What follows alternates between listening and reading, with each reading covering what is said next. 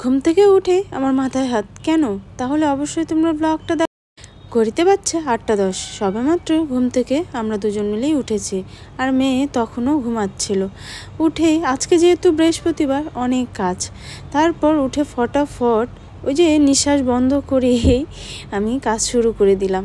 নিঃশ্বাস বন্ধ বলতে রেস্ট নেওয়া যাবে না, দৌড়ে দৌড়ে সমস্ত কাজ। গতকাল রাত্রে ঘুমানোর আগে বরকে বলেছিলাম আমাকে কিন্তু অবশ্যই সকাল সকাল একবার ডাক দিয়ে দিও, এত দেরিতে উঠলে পরে কিন্তু আমি দৌড়ে তাল পাই না। সত্যি কথা, অনেক তাড়াতাড়ি উঠলে পরে আস্তে ধীরে সমস্ত কাজগুলোই কিন্তু সুন্দরভাবে করা যায়। এদিকে আমার পুজো কমপ্লিট, আর মেয়েও তখন উঠে পড়েছিল।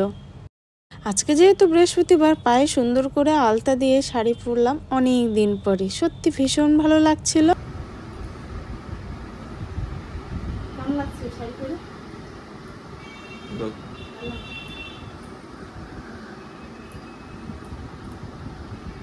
কেমন লাগতেছে শাড়ি পরে? ভালো লাগতেছে?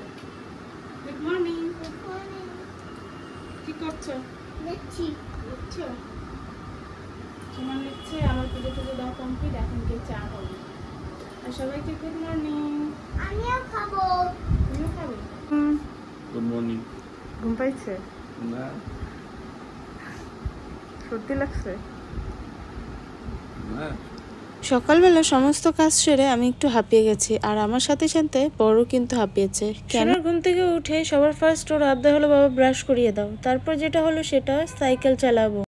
আর মেয়ে আজকে বললো ঘি দিয়ে খাবে গোলা রুটি, সেজন্য মেয়ের আগে খাবারটা রেডি করলাম। ভাবলাম ওকে একটা ঘি দিয়ে গোলা রুটি বানিয়ে দিই, বললো ঘি দিয়ে গোলা রুটি খাবে। আর আমাদের জন্য হবে আলুর সবজি আর হচ্ছে রুটি। আর এখানে দেখো চা হয়ে গেছে সকালবেলা, আজকে এইগুলাই খাবো সকালে। মেয়ের জন্য নিয়ে এসেছি খাবার, খাওয়া বাদ দিয়ে দেখো ও শুরু করেছে গান। কি গান বলো তো? আজ মঙ্গলবার হে, আজ মঙ্গলবার।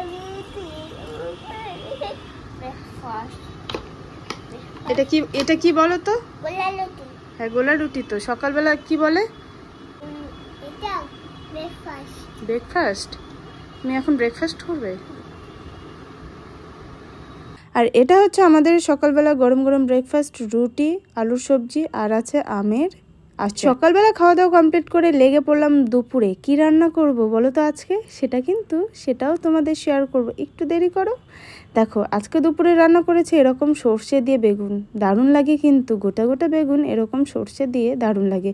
তো যাই হোক, আমি গোটা গোটা দেইনি, মাঝখানে খণ্ড করে দিয়েছি। আর এটা হচ্ছে শুটকি মাছের সবজি।